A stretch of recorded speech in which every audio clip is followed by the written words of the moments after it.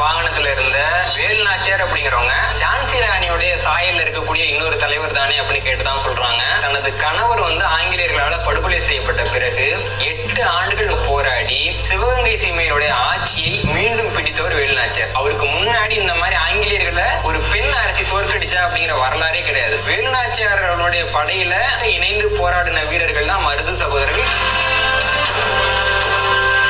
மருது சகோதரர்கள் செஞ்ச ஒரு மிகப்பெரிய விஷயம் என்ன அப்படின்னு பார்க்க போனா, வீரபாண்டிய கட்டபொம்மனுடைய சகோதரரான ஊமைத்துறை அவர்கள் மருது சகோதரர்கள் கிட்ட ஒரு அரசியல் அடைக்கலம் கேட்கிறாரு. இதை பார்த்த ஆங்கிலேயர்கள் ஜூலை மாசத்துல மருது சகோதரர்களுக்கு எதிராக ஒரு மிகப்பெரிய போர் பிரகடனத்தை வெளியிடுறாங்க. அந்த பிரகடனத்தை பார்த்த உடனேயே ஆங்கிலேயர்களுக்கு அடிப்பணியாத மருது சகோதரர்கள் என்ன பண்றாங்க அப்படின்னா, மருது சகோதரர்கள் ராக்கெட்டுகளை பயன்படுத்தி ஆங்கிலேயர்களை தாக்குனாங்கன்ற குறிப்பு இருக்கு. மருது சகோதரர்களை கைது பண்ண முடியாதுன்னு ஆங்கிலேயருக்கு தெரியுது. காளையார் கோவில் அப்படின்ற ஒரு கோயில் வாசல் பீரங்கியை நிறுத்தி நீங்க மட்டும் சரணடையல அப்படின்னா இந்த கோயிலை உடைச்சிருவோம் அப்படின்னு ஒரு மத ரீதியான ஒரு பயமுறுத்தல அவங்க பண்றாங்க. குலதெய்வத்தோட கோயில் உடைஞ்சிடக்கூடாது அப்படிங்கிறதுக்காக தான் மருது சகோதரர்கள் சரணடைந்தாங்க. எந்த விசாரணையும் இல்லாம ஆங்கிலேயர்களால படுகொலை செய்யப்பட்டாங்க. வெள்ளையனே வெளியேறு அப்படின்னு சொல்லி வெள்ளையர்களுக்கு எதிராக போராடின முதலாவது மிகப்பெரிய வீரர் தமிழகத்தை சேர்ந்த பூலித்தேவன் அப்படிங்கிறவர் தான். ஒரு 10 ஆண்டுகளாக வெவ்வேறு கட்டங்கள்ல போர் பண்றாங்க. இருந்தாலும் கூட பூலித்தேவனுடைய அந்த கோட்டையை அவங்களால உடைக்க முடியல. இங்கிலாந்தில் இருந்து சிறப்பு பீரங்கியை வரவழைச்சு பூலித்தேவனுடைய கோட்டை தகர்க்கப்பட்டு 1767 ஆண்டுல அவர் தோற்கடிக்கப்பட்டாரு. இருந்தாலும் கூட அவர் கைது செய்யப்படல. அந்த அளவுக்கு ஒரு மிகப்பெரிய வீரராக இருந்தாரு. பக்கம் ஜான்சி ராணி லட்சுமிபாய் அவர்கள் ஆங்கிலேயர்களை எதிர்த்து போராடின ஒரு போராளி அப்படிங்கிற அந்த பிம்பமே ரொம்ப தவறானது. ஒரு தனிப்பட்ட பிரச்சனையின் காரணமாக ஒரு எதிர்வினை ஆற்றினவங்களா மட்டும்தான் ஜான்சி ராணி லட்சுமிபாய் இருக்கிறாங்க. வெறும் 4 நாட்கள் மட்டும்தான் ஜான்சி ராணி லட்சுமிபாய் அவர்கள் ஆங்கிலேயர்களை எதிர்த்து போரிட்டு இருக்காங்க. அந்த போர்ல அவங்களால வெற்றியும் பெற முடியல. இவ்வளவு பெரிய வரலாற்றையும் மறைச்சிட்டு வேலுநாச்சியார் போன்றவங்களை ரொம்ப தாழ்த்தி குறிப்பிடுறது அப்படிங்கிறது மருது சகோதரர்கள் தீவிரவாதிகள் ரொம்ப ஏத்துக்கவே முடியாத ஒரு விஷயம்.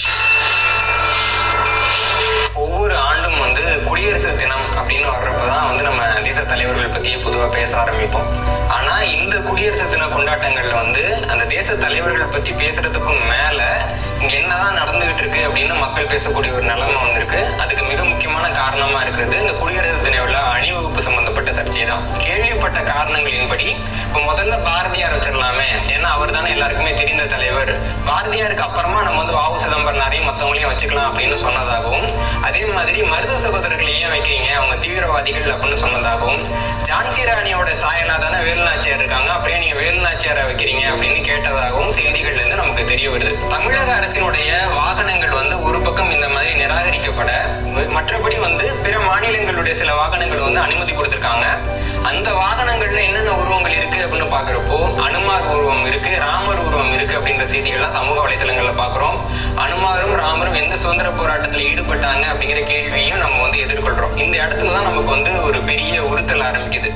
உண்மையா நேர்மையா இந்தியாவோட வரலாறு சொல்லணும் அப்படின்னா, வட இந்தியாவுல ஆங்கிலேயர்களுக்கு எதிரான போராட்டங்கள் முதலாக தொடங்கிய காலகட்டம் அப்படிங்கிறது 1857 தான். அப்போ நடந்த அந்த சிப்பாய் கழகம் அதுதான் முதலாவது விஷயமா அங்க இருக்குது. அதுக்கப்புறம் அடுத்த ஆண்டு 1858 பார்த்தோம் அப்படின்னா ஜான்சி ராணி லட்சுமிபாயினுடைய படுகொலை ஆரம்பிக்குது.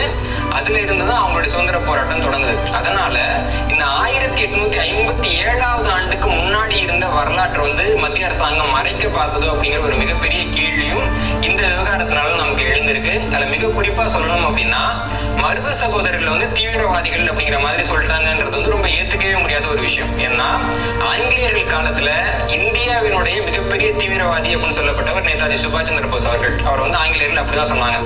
இந்த குடியரசு தினத்தப்போ பிரதமர் என்ன சொல்லியிருந்தாருன்னா, குடியரசு தின கொண்டாட்டங்கள் முன்பாகவே தொடங்கும், ஜனவரி 23ஆம் தேதியிலிருந்து தொடங்கிடும். அதுக்கு என்ன காரணம்னா, நேதாஜி சுபாஷ் சந்திர போஸ் அவருடைய பிறந்த நாள் அப்படிங்கிறது ஜனவரி 23 வருது. அந்த பிறந்த நாளோட சேர்ந்து இந்த கொண்டாட்டங்கள் தொடங்கும் அப்படின்னு ஒரு பக்கம் மத்திய அரசாங்கம் அறிவிக்கிறாங்க. இன்னொரு பக்கம் மருது சகோதரர்களை தீவிரவாதிகள் அப்படின்றாங்க. மருது சகோதரர்கள் நேதாஜி சுபாஷ் சந்திர போஸ் அவர்களுக்கு முன்னோடிகள். அப்போ ஒரு முன்னோடி தீவிரவாதி, அவரை பின்பற்றி வந்தவர் தொண்டரா அப்படிங்கிற கேள்வி இங்க நமக்கு எழுது. இந்தியாவினுடைய வரலாறை பாக்குறப்போ தமிழ்நாட்டில் தான் சுதந்திர போராட்டங்கள் அப்படிங்கிறது முதலாக தோன்றுச்சு. ஒரு உதாரணம் சொல்லணும் அப்படின்னா, இந்தியாவுல சுதந்திர போர்ல உயிரிழந்த முதலாவது அரசர் யார் அப்படின்னு பார்த்தோம்னா தமிழகத்தை சேர்ந்த பாளையக்கார அரசரான அழகு முத்துக்கோன். 1759 ஆண்டுல ஆங்கிலேயர்களுக்கு வரி செலுத்த மாட்டேன் அப்படின்னு அழகு முத்துக்கோன் அவர்கள் சொல்றாங்க. இதன் காரணமாக ஒரு பெரிய போர் நடக்குது. ஆங்கிலேயர்கள் சார்பில் மருதநாயகம் அப்படின்னு இயற்பெயர் கொண்ட கான்சாகிப் அவர்கள் போரிடுறாங்க. அந்த போர்ல அழகு முத்துக்கோனும் அவருடைய 6 தளபதிகளும் 248 வீரர்களும் சிறைப்பிடிக்கப்படுறாங்க. அப்படி சிறைப்பிடிக்கப்பட்டவங்க கிட்டக்க நாங்க ஆங்கில அரசுக்கு வரி செலுத்துவோம் அப்படின்னு மட்டும் கையெழுத்து போடுங்க, உங்களை உயிரோட விடுறோம்னு சொல்றப்போ அப்படி அடிபணிகிறதுக்கு அழகு முத்துக்கோன் மறுத்துறாரு. அதன் காரணமாக முதல்ல 248 வீரர்களுடைய 2 கைகளும் வெட்டப்படுகின்றன. அந்த கைகளை வெட்டினதுக்கு பிறகு அழகு முத்துக்கோன் அவர்களையும் 6 தளபதிகளையும் 2 பீரங்கிகளுக்கு முன்னாடி நிறுத்தி, இப்பயும் ஒன்னும் கெட்டு போயிடல, யார் யார் உங்களுக்கு உதவுனாங்கன்ற பட்டியலை கொடுத்துருங்க, வரி செலுத்துறோம் அப்படின்னு ஒத்துக்கோங்க அப்படின்னு சொல்றப்போ அப்போ அவங்க ஏத்துக்கல. அதன் காரணமாக பீரங்கி வெடிச்சு அழகு முத்துக்கோன் அவர்களும் அவர் கூட இருந்த 6 தளபதிகளும் இறந்து போனாங்க. இந்தியாவினுடைய வரலாற்றுல முதலாக ஆங்கிலேயரை எதிர்த்து இறந்து போன அரசர் அப்படின்னா அழகு முத்துக்கோன் அவர்கள் தான். அதுக்கு பின்னாடி இந்தியாவினுடைய 2வது பெரிய சுதந்திர போராட்ட வீரர் யாரு அப்படின்னு பார்த்தோம்னா 1751 ஆண்டுல பூர்ண சுதந்திரம் தான் எங்களுடைய இலக்கு, வெள்ளையனே வெளியேறு அப்படின்னு சொல்லி வெள்ளையர்களுக்கு எதிராக போராடின முதலாவது மிகப்பெரிய வீரர் தமிழகத்தை சேர்ந்த பூலித்தேவன் அப்படிங்கிறவர் தான். பூலித்தேவனை பார்த்தோம் அப்படின்னா 1755, 1760, 1766 அப்படின்னு 3 வெவ்வேறு காலகட்டங்கள்ல ஆங்கிலேய படத்தளபதிகளையே அவர் வெற்றி கொண்டிருக்கிறார். அந்த அளவுக்கு ஒரு மிகப்பெரிய வீரராக இருந்தாரு. பின்னாடி கான் சாஹிப் தலைமையில ஒரு படையை ஆங்கிலேயர்கள் அனுப்புறாங்க. அந்த படை பூலித்தேவனை எதிர்த்து ஒரு 10 ஆண்டுகளாக வெவ்வேறு கட்டங்கள்ல போர் பண்றாங்க. இருந்தாலும் கூட பூலித்தேவனுடைய அந்த கோட்டையை அவங்களால உடைக்க முடியல. இங்கிலாந்தில் இருந்து தனியாக ஒரு சிறப்பு பீரங்கியை வரவழைச்சு அந்த பீரங்கியின் மூலமாக பூலித்தேவனுடைய கோட்டை தகர்க்கப்பட்டு 1767 ஆண்டுல அவர் தோற்கடிக்கப்பட்டாரு. இருந்தாலும் கூட அவர் கைது செய்யப்படல. அப்போ இந்திய வரலாற்றுல முதலாக ஆங்கிலேயர்களை வெற்றி பெற்றவர்கள், ஆங்கிலேயருக்கு எதிரான ஒரு மிகப்பெரிய நிலைப்பாட்டை எடுத்தவர்கள் யார் அப்படின்னு பார்க்க போனா அந்த முழு வரலாறும் தமிழ்நாட்டில் தான் இருக்கு. அந்த வரலாறை மறைச்சிட்டு போறாங்க. இந்த வரிசையில அடுத்ததாக மிக முக்கியமாக வரக்கூடியவர்கள் தான் மருது சகோதரர்கள். மருது சகோதரர்கள் செஞ்ச ஒரு மிகப்பெரிய விஷயம் என்ன அப்படின்னு பார்க்க போனா, வீரபாண்டிய கட்டபொம்மனுடைய சகோதரரான ஊமைத்துறை அவர்கள் மருது சகோதரர்கள் கிட்ட ஒரு அரசியல் அடைக்கலம் கேட்கிறாரு. என்ன உயிருக்கு இந்த மாதிரி பிரச்சனை இருக்கு, நான் அவங்க கூட இருக்கேன் அப்படின்னு சொல்லிட்டு. ஊமைத்துறை அப்படிங்கிறவர் வாய் பேச முடியாதவர், அதனாலதான் அவர் ஊமைத்துறைன்னு சொன்னாங்க. திரைப்படங்கள்ல பார்த்தா அவர் வசனம் எல்லாம் பேசுவார். அப்படி நம்ம கொஞ்சம் தவறா புரிஞ்சுக்கிட்டு இருக்கோம். இந்த அரசியல் அடைக்கலம் அவர் கேட்டு வர்றப்பே மருது சகோதரர்கள் சரி நீ எங்க கூட இருங்க அப்படின்னு 1801 ஆண்டு மே மாசமே அரசியல் அடைக்கலம் கொடுக்குறாங்க. இதை பார்த்த ஆங்கிலேயர்கள் ஜூலை மாசத்துல மருது சகோதரர்களுக்கு எதிராக ஒரு மிகப்பெரிய போர் பிரகடனத்தை வெளியிடுறாங்க. அந்த பிரகடனத்தை பார்த்த உடனேயே ஆங்கிலேயர்களுக்கு அடிபணியாத மருது சகோதரர்கள் என்ன பண்றாங்க அப்படின்னா, இதெல்லாம் முடியாது, நம்ம ஆங்கிலேயரை எதிர்த்து நாம மட்டும் போரிடக்கூடாது, ஒரு பெரிய குழுவையே சேர்த்து போர் பண்ணணும் அப்படின்னு முடிவு பண்றாங்க. அதனால திப்பு சுல்தான் அப்ப இறந்து போயிருந்தாரு. அவருடைய படை தளபதியை அவங்க அணியில சேர்த்துக்கிறாங்க. கேரளாவில் இருந்த பழசி ராஜா அவர்கள் அவரோட அணியில சேர்த்துக்கிறாங்க. அது இல்லாம இங்க இருக்கக்கூடிய நிறைய தமிழ் போராளிகள் அவங்க அணியில சேர்த்துட்டு 1801 ஆண்டுல ஆங்கிலேய ஆட்சிக்கு எதிராக ஒரு பிரகடனம் பண்றாங்க. ஆங்கிலேயர்கள் துரத்துறது தான் நம்முடைய வேலையாக இருக்கும், அனைத்து மக்களும் அவங்களால இயன்ற அளவுக்கு சுதந்திர போராட்டத்துல கலந்துக்கணும் அப்படின்னு. இதுக்கு ஜம்பு தீவு பிரகடனம் அப்படின்னு பேரு. ஆங்கிலேயர்களுக்கு எதிராக இந்திய வரலாறுல முதலாக அமைக்கப்பட்ட கூட்டணி அப்படிங்கிறது மருது சகோதரர்கள் அமைத்த கூட்டணி தான். ஆங்கிலேயர்களுக்கு எதிராக இந்தியாவில் வெளியான முதலாவது பிரகடனம் அப்படிங்கிறது இந்த ஜம்புத்தீவு பிரகடனம் அப்படிங்கிற பிரகடனம் தான். அப்போ இந்திய சுதந்திர வரலாற்றினுடைய ஒரு மிகப்பெரிய மைல்கல் அப்படின்னு நம்ம இதை சொல்லலாம். 150 நாட்களுக்கு ஆங்கில படை மருது சகோதரர்கள் கூட போரிட்டாங்க. இருந்தாலும் அவங்களால வெற்றி பெற முடியல. இந்தியாவினுடைய வரலாற்றில் ஆங்கிலேயர்கள் 2 இடங்கள்ல ரொம்ப வியப்பா குறிப்பிடுறாங்க. எங்களுக்கு எதிராக இந்தியாவில் இருக்கக்கூடிய மக்கள் ரொம்ப நவீன ஆயுதங்களை பயன்படுத்தினாங்க அப்படிங்கிற குறிப்பை 2 இடத்துல வெளியிடுறாங்க. முதலாவது குறிப்பு திப்பு சுல்தானுக்கு எதிரான போர்ல, அந்த போர்ல வந்து திப்பு சுல்தானுடைய படை வந்து ராக்கெட்டுகளை பயன்படுத்தியிருந்தாங்க. அதற்கு அடுத்ததாக மருது சகோதரர்களுடனான போர்லையும் மருது சகோதரர்கள் வந்து ராக்கெட்டுகளை பயன்படுத்தி ஆங்கிலேயர்களை தாக்குனாங்கன்ற குறிப்பு இருக்கு. எவ்வளவு நுட்பத்தோட அவங்க போரிட்டாலும் கூட ஒரு கட்டணத்துல வந்து மருது சகோதரர்களை கைது பண்ண முடியாதுன்னு ஆங்கிலேயருக்கு தெரியுது. உடனே அவங்க என்ன பண்றாங்கன்னா, காளையார் கோவில் அப்படின்ற ஒரு கோயில் இருக்கு, அதுதான் வந்து மருது சகோதரருடைய குலதெய்வம். அந்த கோயில் வாசல்ல வந்து பீரங்கியை நிறுத்தி, நீங்க மட்டும் சரணடையல அப்படின்னா இந்த கோயிலை உடைச்சிருவோம் அப்படின்னு ஒரு மத ரீதியான ஒரு பயமுறுத்தல அவங்க பண்றாங்க. குலதெய்வத்தோட கோயில் வந்து உடஞ்சிடக்கூடாது அப்படிங்கிறதுக்காக தான் மருது சகோதரர்கள் வந்து சரணடைந்தாங்க. மருது சகோதரர்களும் அவர்களோடு இந்த போராட்டத்தில் ஈடுபட்ட 500 வீரர்களும் எந்த விசாரணையும் இல்லாம ஆங்கிலேயர்களால படுகொலை செய்யப்பட்டாங்க. இதுதான் வந்து இந்தியாவினுடைய சுதந்திர வரலாறு. ஆக மொத்தத்துல இந்தியாவினுடைய முதல் சுதந்திர போராட்ட வீரரான அழகுமுத்துக்கோன் அவர்கள் தமிழகத்தை சேர்ந்தவர். ஆனா தமிழக வாகனத்துக்கு குடியரசு தின விழால ஒரு அனுமதி இல்லை. அதே மாதிரி மருது சகோதரர்கள் வந்து அந்த விழாவினுடைய வாகனத்துல இருந்தாலும் கூட இது ஆங்கிலேயர்கள் தான் மருது சகோதரர்களை தீவிரவாதிகள்னு சொன்னாங்கன்னு பார்த்தா இந்திய அரசாங்கமும் அவர்களை வந்து அதே பார்வையோட தான் பார்க்குது அப்படிங்கிறது நமக்கு அடுத்த அதிர்ச்சியா இருக்கு. தமிழக அரசினுடைய குடியரசு தின வாகனத்துல இருந்த வேலு நாச்சியார் அவர்களை யாருக்கு தெரியும் அப்படின்னு கேட்டதாகவும், வேலு நாச்சியார் அப்படிங்கிறவங்க ஜான்சி ராணியோடைய சாயல்ல இருக்கக்கூடிய இன்னொரு தலைவர் தானே அப்படின்னு கேட்டதான் சொல்றாங்க. உலக வரலாற்றிலேயே நம்ம வேலு நாச்சியாரோட ஜாடையில இருக்கிற தலைவர் அப்படின்னு நம்ம யாருமே சொல்லிட முடியாது. என்ன காரணம் அப்படின்னு பார்த்தோம்னா, தனது கணவர் வந்து ஆங்கிலேயர்களால படுகொலை செய்யப்பட்ட பிறகு 8 ஆண்டுகள் மறைமுகமாக போராடி ஆதரவு திரட்டி சிவகங்கை சீமையினுடைய ஆட்சியை மீண்டும் பிடித்தவர் வேலு நாச்சியார். 1780ஆவது ஆண்டுல ஆங்கிலேயரை தோற்கடித்து விரட்டி சிவகங்கை சீமையினுடைய அரசியாக அமர்ந்தவர் வந்து வேலு நாச்சியார் அவர்கள். அவருக்கு முன்னாடி இந்த மாதிரி ஆங்கிலேயர்களை ஒரு பெண் அரசி தோற்கடிச்சா அப்படிங்கிற வரலாறே கிடையாது. அந்த வகையில பாக்குறப்போ தமிழக வரலாறு மட்டுமல்ல, உலக வரலாறுலயே ரொம்ப தனித்துவமான ஒரு பெண் போராளியா நம்ம வந்து வேலு நாச்சியார் அவர்களை பார்க்கலாம். வேலு நாச்சியார் அவர்களுடைய படையில அவர்களுக்காக இணைந்து போராடின வீரர்கள் தான் மருது சகோதரர்கள். பின்னாடி மருது சகோதரர்கள் கிட்டக்கே அவங்க ஆட்சியை கொடுத்தாங்க அப்படின்னு பாக்குறோம். வேலு நாச்சியாரை வந்து இவங்க என்ன சொல்றாங்க, ஜான்சி ராணி லட்சுமிபாயினுடைய சாயல் அப்படின்னு சொல்றாங்க. இந்த ஜான்சி ராணி லட்சுமிபாய் யாரு அப்படின்னு பார்க்க போனோம்னா, 1858ஆவது ஆண்டுல இவங்களுடைய வாரிசு வந்து ஆங்கிலேய அரசாங்கம் வந்து ஏத்துக்க மறுக்கிறாங்க. ஏன்னா ஜான்சி ராணி லட்சுமிபாய் அவர்களுடைய குழந்தை வந்து 4 மாதத்துல இறந்துடுறாங்க. இவங்க இன்னொரு கை குழந்தையை தத்தெடுத்து வச்சிருக்காங்க. ஆனா ஆங்கிலேயர்கள் வச்சிருந்த அவகாசி இழி கொள்கை அப்படிங்கிற கொள்கையின்படி தத்து குழந்தைங்களை அவங்க ஏத்துக்க மாட்டாங்க. யாருக்காவது வந்து வாரிசு இல்லை அப்படின்னா அவங்க ராஜ்யத்தை ஆங்கிலேயர்கிட்ட கொடுத்தணும் அப்படிங்கிறது தான் விதி. இவங்க வந்து அந்த விதிக்கு வந்து கீழ்ப்படிய மறுத்ததுனால 3 நாட்கள் வந்து இவங்க கோட்டை வந்து முற்றுகையிடப்படுது. 4வது நாளே கோட்டையை உடைச்சு உள்ள போயிடுறாங்க. வெறும் 4 நாட்கள் மட்டும்தான் ஜான்சி ராணி லட்சுமிபாய் அவர்கள் ஆங்கிலேயர்களை எதிர்த்து போரிட்டு இருக்காங்க. அந்த போர்ல அவங்களால வெற்றியும் பெற முடியல. இன்னொரு பக்கம் ஜான்சி ராணி அவர்கள் வந்து அவங்களா போய் ஆங்கிலேயரை வந்து எதிர்த்தாங்களா அல்லது ஆங்கிலேய ஏகாதிபத்தியத்துக்கு எதிராக குரல் கொடுத்தாங்க அப்படின்னு பார்த்தா இதெல்லாம் கிடையாது. ஒரு தனிப்பட்ட பிரச்சனையின் காரணமாக ஜான்சி ராணி கிட்ட இருந்து இந்த நாட்டை ஆங்கிலேயர்கள் பிடுங்கிக்க வந்ததுனால அதற்கு எதிர்ப்பாக ஒரு எதிர்வினை ஆற்றினவங்களா மட்டும்தான் ஜான்சி ராணி லட்சுமிபாய் இருக்கிறாங்க.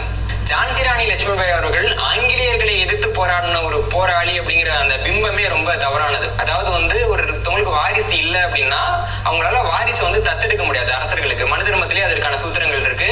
அந்த மனு தர்ம சூத்திரங்களை அடிப்படையாக வச்சுதான் அவகாசி இழி கொள்கையை ஆங்கிலேயர்கள் அமல்படுத்தினாங்க. அவங்க என்ன சொன்னாங்கன்னா, நீங்க மனு தர்மத்தை தானே பின்பற்றுறீங்க, அந்த மனு தர்மத்துல இப்படி வந்து சில கோட்பாடுகள் இருக்கு, அந்த கோட்பாடுகளுக்கு இணங்கி உங்க ராஜ்யத்தை கொடுத்துருங்க அப்படின்னு சொன்னாங்க. அப்போ ஜான்சி ராணி லட்சுமிபாய் அவர்கள் எதிர்த்து போராடினது ஆங்கிலேயர்களை மட்டுமல்ல, மனு தர்மத்தினுடைய விதிகளையும் தான். ஆனா இன்னைக்கு வந்து ஒரு பக்கத்துல ஜான்சி ராணி லட்சுமிபாய் வந்து ஒரு போராளி, அவங்க ஆங்கிலேயர்கள் எதிர்த்து போராடினாங்கன்னு சொல்றது, இன்னொரு பக்கத்துல வந்து மனு தர்மத்தை எழுதி நம்ம அவருக்கு வந்து சிலை வைப்போம் அப்படிங்கிறது, இந்த மாதிரி ஒரு இரட்டை நிலைப்பாட்டையும் வந்து மத்திய அரசாங்கம் எடுக்கிறத நம்ம பாக்குறோம். இதுல வந்து நல்லா கவனிக்க வேண்டிய ஒரு செய்தி என்ன அப்படின்னா, வட இந்தியாவுல அவகாசி இழி கொள்கையை ஆங்கிலேயர்கள் அமல்படுத்துறாங்க. ஆனா தமிழகத்துல அந்த கொள்கையை அவங்களால அமல்படுத்த முடியல. ஏன்னா தமிழ்நாட்டுல ராமநாதபுரத்தை ஆண்ட சேதுபதி மன்னர் ஒருத்தர் இறந்து போயிடுறாரு. அவங்களுடைய அரசிக்கு வந்து பர்வதவர்த்தினி அப்படின்னு பேரு. அவங்க அரசர் இறந்ததுக்கு பின்னாடி முத்துராமலிங்கம் அப்படிங்கிற ஒரு குழந்தைய தத்தெடுத்துக்கிறாங்க. உடனே அப்ப இருந்த மதுரை கலெக்டர் என்ன பண்றாருன்னா, இந்த அவகாசி இழி கொள்கையின்படி நீங்க உங்களுடைய ராஜ்யத்தை ஆங்கிலேயர்கள் தான் கொடுக்கணும். ஏன்னா மனு தர்மத்தின்படி ஒரு அரசு எப்படி தனியா போய் குழந்தையை தத்தெடுக்க முடியும், அரசரும் அரசியும் இருக்கிறப்ப தத்தெடுத்தாலே நாங்க ஒத்துக்க மாட்டோம், ஒரு அரசி மட்டும் எப்படி தத்தெடுக்கிறீங்க அப்படின்னு கேட்கிறப்போ அவங்க வந்து இங்க இருக்க கோர்ட்ல ஒரு கேஸ் போடுறாங்க. என்ன சொல்றாங்க அப்படின்னா, தமிழர்கள் ஆகிய நாங்கள் வந்து மனு தர்மத்தை பின்பற்றுறது இல்ல, எங்களுக்குன்னு ஒரு தனி சட்டம் இருக்குன்னு அவங்க கேஸ் போடுறாங்க. அந்த கேஸ்ல அவங்க ஜெயிக்கிறாங்க. இந்த கேஸினுடைய மேல்முறையீடு வந்து இங்கிலாந்துக்கு போகுது, ட்ரிபியூனல் கோர்ட்ல நடக்குது.